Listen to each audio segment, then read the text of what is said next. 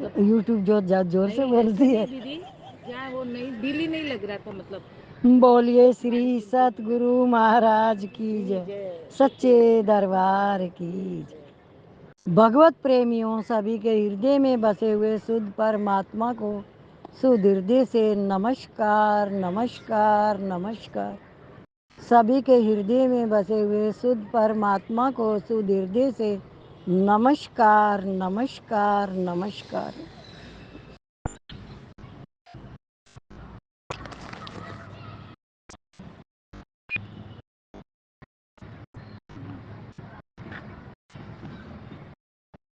मुक्ता उद्देश्य की है। मुक्ता समझते हैं ना सब?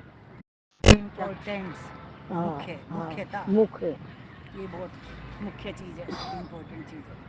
उद्देश्य की है। उद्देश्य क्या है हमारा सबका लक्ष्य? परमात्म तत्व में जब कर्तृत्व ही नहीं है तो फिर करण की शुद्धि अशुद्धि का उसमें क्या मतलब? सब के सब कारक प्रकृति के कार्य है। कारक क्रिया की सिद्धि में काम आता है। क्रिया से अतीत में कैसे काम आएगा? परमात्म प्राप्ति में अंतःकरण शुद्धि की आवश्यकता नहीं है। ऐसा सुनकर जो निषिद्ध कार्य करता है अर्थात इस बात का दुरुपयोग करता है उसे कल्याण करना नहीं है, वह तो भोग भोगना चाहता है।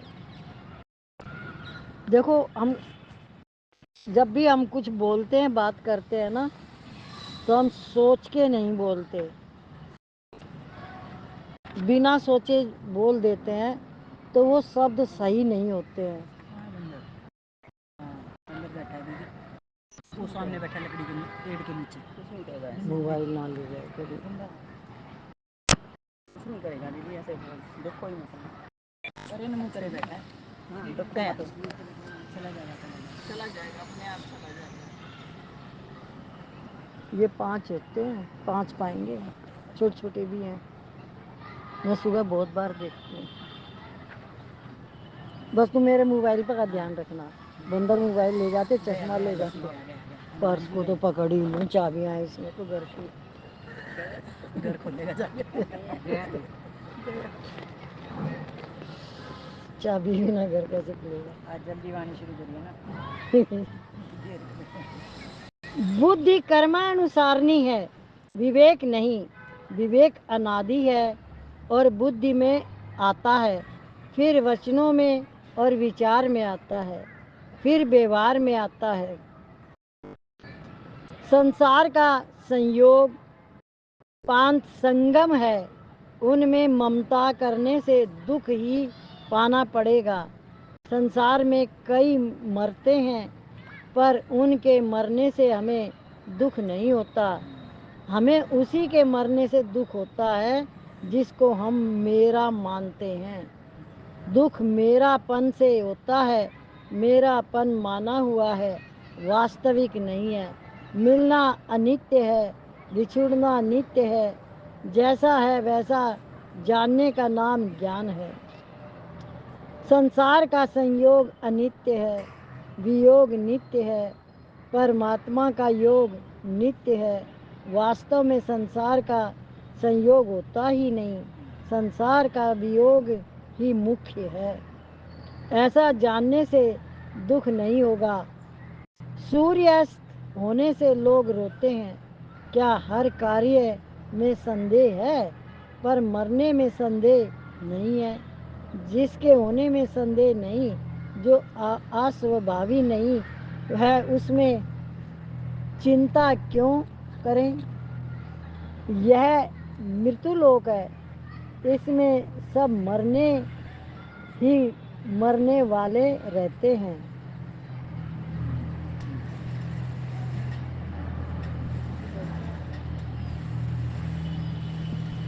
चींटी से लेके हाथी तक और मनुष्य तक सभी।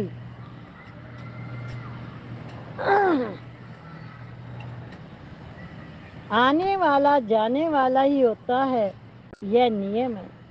संयोग होते ही वियोग शुरू होता है। जिस क्षण धनवान हुआ उसी क्षण निर्धन होना शुरू हो गया। शरीर में 3.5 करोड़ रोम है, 9 छिद्र है, उसमें पवन प्राण टिका हुआ है। इसमें आश्चर्य है, वह निकल जाए तो क्या आश्चर्य है। 9 छिद्रों में से कहीं से भी प्राण निकलते हैं। अर्थ, धर्म, काम और मोक्ष, इन चारों के अंतर्गत मनुष्य की सब इच्छाएं आ जाती है। अर्थ और काम की प्राप्ति में प्रारब्ध की आवश्यकता है। धर्म और मोक्ष की प्राप्ति में पुरुषार्थ की आवश्यकता है।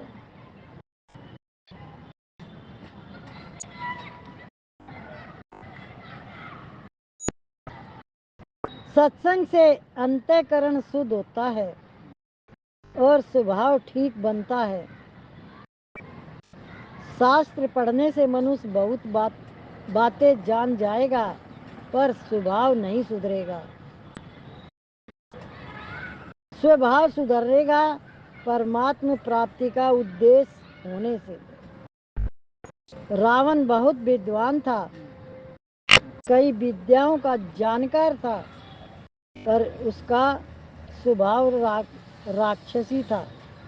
वेदों पर भाष्य लिखने पर भी उसका स्वभाव सुधरा नहीं, कारण कि उसका उद्देश्य भोग और संग्रह था, परमात्म प्राप्ति नहीं। जैसा स्वभाव होता है वैसा ही काम करने की प्रेरणा होती है। सत्संग, सच, शास्त्र और सदिदाचार से बहुत लाभ होता है। मैं सत्संग को मुख्य मानता हूँ। सत्संग से बड़ा लाभ होता है। शास्त्रों में, सतवाणी में सत्संग और नाम जप की बड़ी महिमा आती है। दोनों में सत्संग से बहुत जल्दी लाभ होता है।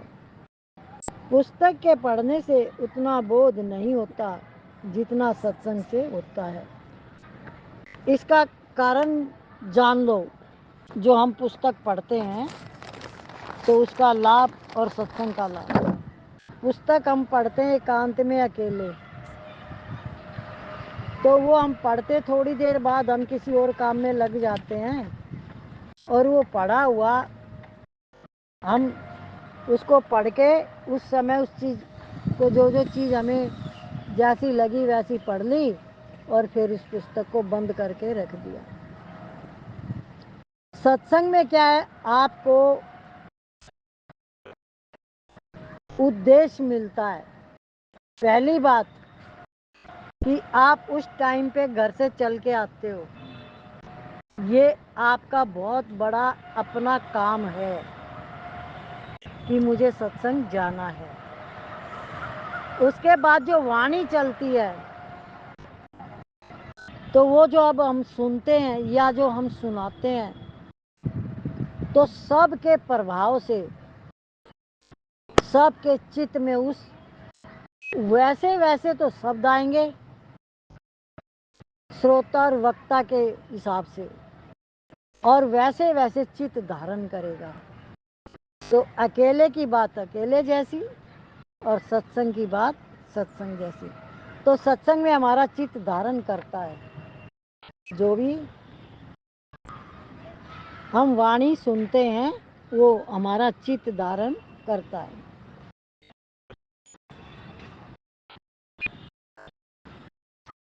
साधन में अपनी स्थिति में संतोष करना बड़ा घातक है। संसार निरंतर जा रहा है, उसको सत्ता महत्ता देना गलती है। कोई भी चीज सदा साथ रहने वाली नहीं है, यह सबका अनुभव है। कम से कम अपने अनुभव का तो आदर करना चाहिए। हर समय भगवान को याद करो, नाम जप करो, हर दम सावधान रहो, न जाने कब जाना पड़े। सावधान करने के लिए ही यह सत्संग है। सत्संग हमें सावधान करता है कि तू कोई गलती मत करियो, क्योंकि कब चला जाए पता नहीं। इसमें तो यहाँ तक भी है कि किसी की उम्र का कोई मतलब नहीं है। कभी सोचे भाई बूढ़े ही होके मरेंगे, तो जवान का नहीं पता, और 100 साल के भी होके मरेंगे कि 110 साल के। मनुष्य आयु ये भी नहीं पता कि 100 साल के होकर मरेंगे या 110 साल के। मनुष्य की आयु 100 साल बताई गई है, बाकी किसकी कितनी है वो कोई भी नहीं जानता। तो सत्संग आपको बताता है कि आप कभी भी संसार में अपने मन को मत लगाना, ये धोखे का है। क्या संसार क्या है? धोखा। जैसे घिसते घिसते कपड़ा फट जाता है, फेड हो जाता है, ऐसे ही संसार धीरे धीरे धीरे धीरे खिसकता जा रहा है। जो समझदार है वो ही इसको पकड़ सकते हैं। जिनकी वृत्तियां शांत हो गई, जिनका चित्त निर्मल, मन निर्मल हो गया, उसको समझ आ गई है। वो सर्वत्र उस परमात्मा को ही देखता है कि जिसकी सृष्टि है, जिसकी आज्ञा से, जिसके हुक्म से ये चल रही है, वही जानने वाला है, वही करने वाला है। हम साक्षी बन के रहें और इस संसार में मन न लगाएं। मोह का कारण खाली संतान नहीं होती, मोह अपने शरीर से भी होता है, अपने बेड यानी पलंग से भी होता है, अपने कपड़ों से भी होता है। कभी सोचो मोह संतान से ही होता है? नहीं, मोह किसी चीज से भी हो सकता है। और जब मोह जिस चीज से हो जाता है तो उस मोह के कारण वो सही चीजें देख नहीं पाता है, उसमें उसकी आसक्ति हो जाती है। आसक्ति से पतन होता है। क्या होता है? जिस चीज में भी आसक्ति होगी वो आपको बाहर निकलने नहीं देगी, उभरने नहीं देगी। जैसे आगे बढ़ना है मुझे और आगे बढ़ना है, पर मैं तो उसमें आसक्ति में फंसा हुआ हूँ। कितनी बार क्या क्या दृष्टांत आते हैं, तो उनमें बताया जाता है कि वो कुत्ते की योनि में भी चला गया तो गेट पे ही बैठ गया। गुरु कृपा उस पर हो रही थी, नारद जी आ रहे थे, पर वो समझने को सुनने को तैयार ही नहीं। तो इसलिए किसी भी चीज में मन न लगाएं। तो एक परमात्मा के सिवा आप एक बात और समझ जाओ, बहुत गहराई की बातें आती है सत्संग में। गुरु कृपा से अगर जब भी कभी भी संसार में आसक्ति नहीं है, किसी से कोई इच्छा नहीं है, आप जो जीवन जी रहे उसमें एक ऐसा आनंद है, ऐसा आनंद है कि आपको कुछ नहीं चाहिए, तो आपके पास सब कुछ होता है पर उसमें आपकी आसक्ति नहीं होती। असली आनंद जब मिलता है जब उस भोग में आसक्ति नहीं होती। जैसे समझो, एक उदाहरण के तौर पे, आप जो सब्जी खाते हो वो आपकी पसंद की नहीं है, ये उदाहरण है। तो आपके मन ने विचार दिया क्या हो गया, मेरी पसंद की नहीं है तो मैं थोड़ी ले लूंगी। क्या?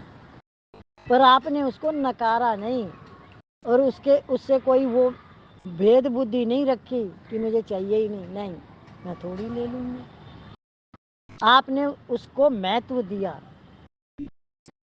ऐसे ये संसार है, कुछ भी बनता है, कुछ भी दिखाई देता रहता है हर टाइम हर घड़ी। आप उसमें आसक्त मत हो, उसको जैसा वैसा का वैसा देखो। तो इतनी आनंद और शांति का माहौल हो जाएगा कि जो आप किसी चीज से न खरीद सकते हो, न कोई आपको दे सकता है, क्योंकि ये तो स्वयं की बातें हैं, स्वयं ही उसको प्राप्त कर सकता है।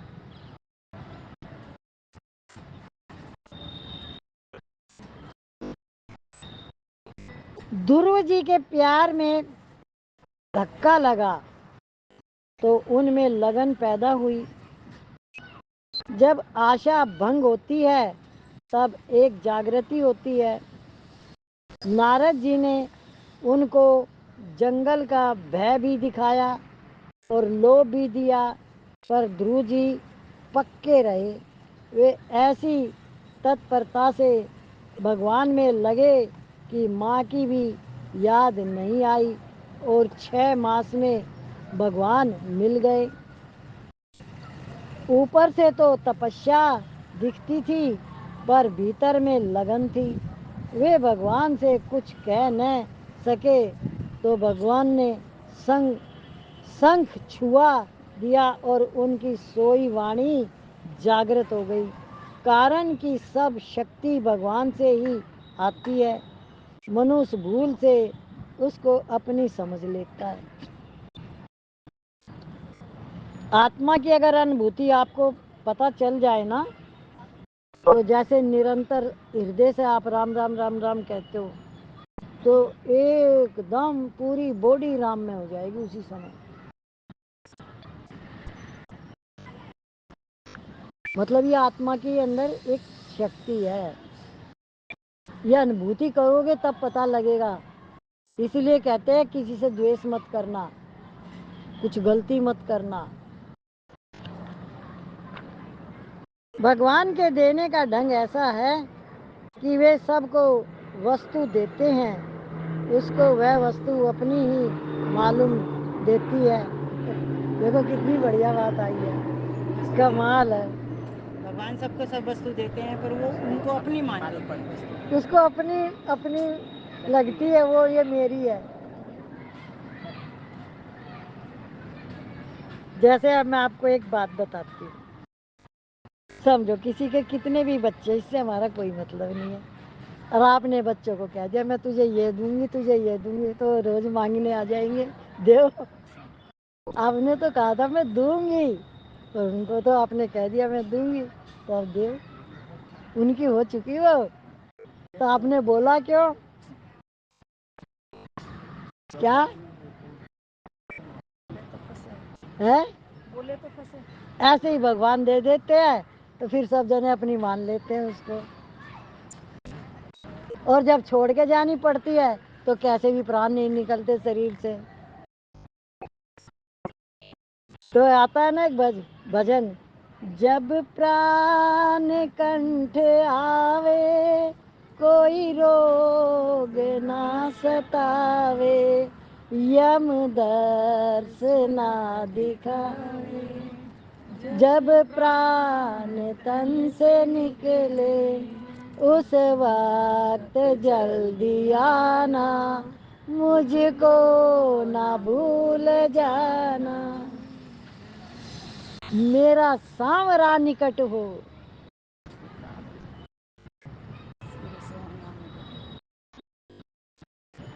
भगवान कृपा करके मनुष्य शरीर देते हैं, पर हमें शरीर अपना ही मालूम देता है, ये तो मेरा है। यह दाता की विलक्षणता है। यदि शरीर आपका है तो फिर उसको बीमार क्यों होने देते हो, मरने क्यों देते हो? शरीर पर आपका अधिकार चलता है क्या? एक उंगली कट जाए तो दोबारा नहीं बना सकते, फिर इतना बड़ा शरीर दोबारा कैसे बनेगा? अपने को बुद्धिमान मानते हो, पर लकवा मार जाए तो आँख कमज़ोर होती है तो चश्मा क्यों लगाते हो? अपने बाल का अभिमान करते हो, पर जब पेशाब बंद हो जाता है तब यह कायदा है कि जब मनुष्य खुद मालिक बन जाता है तब वह अपने मालिक को भूल जाता है।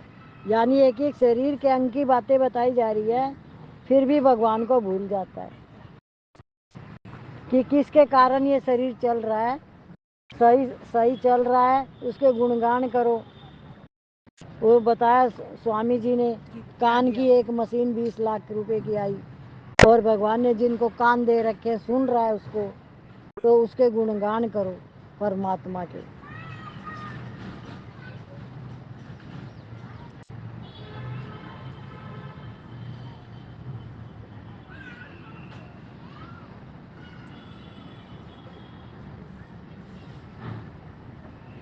सत्संग का मौका भी भगवान अपनी कृपा से देते हैं। शास्त्रों में भक्ति की बड़ी महिमा है, भक्ति सुगम भी है, भगवान अपने हैं। इस प्रकार भगवान के साथ अपना संबंध मानने में दूसरे अपने नहीं है, यह मानना आवश्यक है। अपनेपन से भगवान बंध जाते हैं, दूसरी बातों से भगवान बंधते नहीं। अपनापन होने से माँ स्वत अच्छी लगती है, भगवान की प्रतीक्षा लगन बहुत जल्दी भगवान को मिलाती है।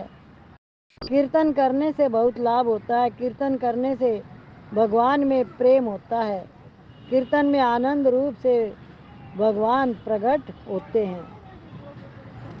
कीर्तन क्या है? आनंद रूप एक धुन है, भजन गाते हैं, ताली बजाते हैं, तो उसमें मनुष्य वो भगवान का ही ध्यान करके करता है सारे काम, तो उसका मन वहाँ चला ही जाता है भगवान में। तो वो कीर्तन भी परमात्मा तक पहुँचता है, वो भक्ति भी भगवान तक पहुँचती है। पर एक ज्ञानी है, ज्ञान सहित भक्ति,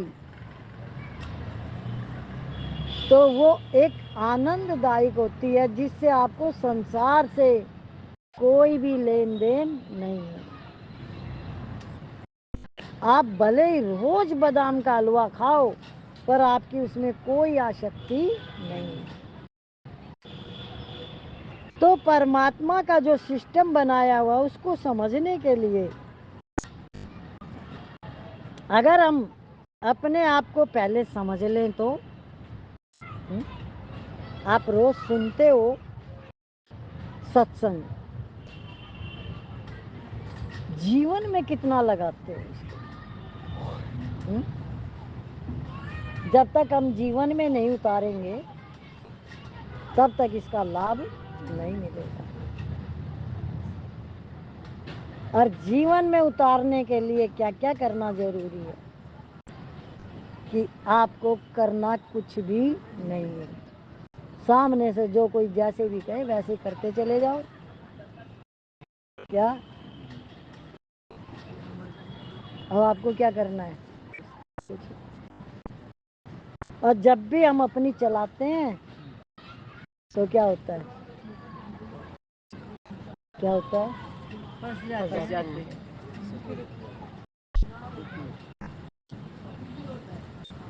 तो अपनी कभी भी न चलाएं, सुने ज्यादा और बोले कम। शास्त्रों में कहा गया है, बोलने की जीभ एक है, सुनने के कान दो हैं। और हम क्या करते हैं? सुनते कम है और बोलते ज्यादा। और इसीलिए सबकी सुननी पड़ती है। क्यों? क्योंकि हम चुप नहीं रह सकते। हमें तो ये भी लगता है हमारा अपमान कर दिया, हमने सुन ली तो है? ये नहीं पता किस चीज का अपमान हुआ, इस शरीर का हुआ, किसका हुआ, किसका हुआ। जिसका हुआ वो तो कहेगा नहीं, वो तो कहेगा ही नहीं, वो तो बोलता भी नहीं है। तो ये मन की कहानी है सारी कि मेरा अपमान कर दिया। मेरा अपमान कोई नहीं कर सकता, किसी में ताकत ही नहीं है, जब तक मैं न मानूं है, जब तक मैं न मानूं कि मेरा अपमान हुआ है तब तक मेरा कोई कर ही नहीं सकता। कर सकता है? तो आपका अपमान कौन कर सकता है? आप खुद ही कर सकते हो, और कोई नहीं कर सकता। मान लिया तो हो गया ना, आपने नहीं माना तो कहाँ हुआ है? बात ऊपर ही आती है, हर बात ऊपर ही आती। देखो आती खुद पे ही है, पर हम उसको स्वीकार करें, हम अपनी न चलाएं। अगर आनंद में रहना है तो देखो, जब हम अपनी चलाएंगे तो हमारे सामने कुछ ना कुछ परिस्थितियां फिर आएगी, फिर उसको हमें सुनना भी पड़ेगा। उन बातों को झेलना पड़ेगा, फिर हमें फिर एक दुख हो जाएगा, फिर एक नई कहानी फिर शुरू कर देंगे। फिर उस कहानी को शुरू हुई है, उसका काम शुरू हो गया, अब उसकी कहानी को पढ़ो, सुनो, फिर आपने बोला, फिर उसने बोला, फिर एक कहानी और चालू। और अगर हम पहले ही समझ गए परिस्थिति को, सबसे पहले तो आप सबका स्वभाव समझ जाओ। घर में इतने दिन से रह रहे हो, घर में सबका स्वभाव तो पता ही होगा कि कौन कैसे स्वभाव का है। किसी को बीच में बोलने की आदत होती है, किसी को जोर से बोलने की आदत होती है, किसी को चुप रहने की आदत होती है। कोई तुम्हारे सामने से अपना खुद का काम करके ले जाएगा, तुम्हें नहीं पूछेगा। कितने तरीके के दिमाग है। कोई पूछ के काम करेगा, हाँ, और कोई पूछेगा भी। सबका नेचर अलग अलग। समझ रहे हो? अब इतने जनों में आपको क्या करना है वो सोचो। किसी के स्वभाव में ना जाएं, अपना सोचो क्या करना है। कह तो बड़ी जल्दी दिया। तो अब जो पूछता है उसका स्वभाव समझ जाओ, उसके हिसाब से उसको जवाब दो, अपनी मत चलाओ वहां भी। क्या? जो कोई पूछता है हमें, उसका स्वभाव समझ जाओ, उसके हिसाब से जवाब दो। जो नहीं पूछता है कि ये तो बहुत अच्छा है, ये तो चाहता मेरे हाथ पैर चलते रहे। उसमें भी अपनी नहीं, भलाई अपनी भलाई सोचो, उसमें भी अपनी भलाई देखो कि ये मेरा भला कर रहा है। सेवा जितनी कम लोगे उतनी सुखी रहोगे। जो कोई जोर से बोलता है, बोलो इसका स्वभाव ऐसा, फिर भी आप कह सकते थोड़ी धीरे बोलना, बस इतना ही, और कुछ नहीं। बोले है नहीं बोले उसमें मत जाना। फिर किसी ने बीच में बोला, बोले भाई इस समय तो बात ही मत करना, इसको बीच में बोलने की आदत है, अपनी बात बाद में करेंगे। क्या? वहीं रुक जाए। जो चुप रहते हैं उनके पास बैठे रहो, और अपनी कोई बात कहनी है कह दो, जैसा जवाब आए वो ठीक है। आपको कितने तरीके की बातें मिली, पर उसमें ठीक आप कैसे हुए? अपने को सही हम करेंगे। वो जितने भी लोग हैं जिनसे आपने ऐसा व्यवहार किया है, वो सब आपसे प्यार करेंगे, क्योंकि आपने सबके स्वभाव के साथ अपने आप को फिट कर लिया।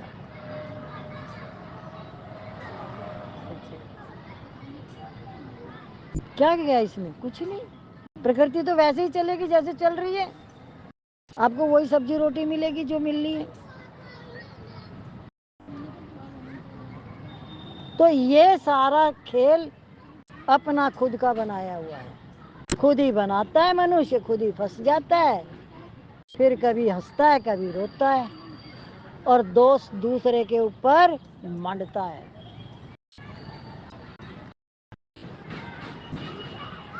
तो दोष किसका? क्या टाइम हुआ? इसमें 28 आ गया, रोकें? आज तो इनकी ढोलकी डाल की कुछ नहीं बजी। आए नहीं है ना सारे इस पेज पे इसमें हाँ, क्रिया और पदार्थों से ऊंचा उठने पर ही तत्व की प्राप्ति होगी। क्रिया और पदार्थ का उपयोग केवल दूसरों के लिए किया जाए, निष्काम भाव से किया जाए, तो हम क्रिया और पदार्थ से ऊंचा उठ जाएंगे।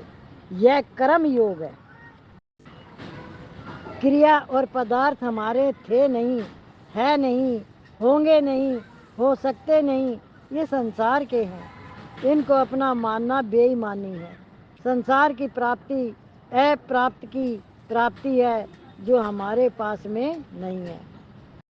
अगर सही मायने में सोचा जाए ना, तो इस संसार में इंसान अगर विवेक बुद्धि ना हो, तो इंसान अपने आप को दिन प्रतिदिन ठगाता रहता है, अपने आप को ठगता रहता है, खुद को ही। ये बात कैसे समझ में आएगी ठगने वाली?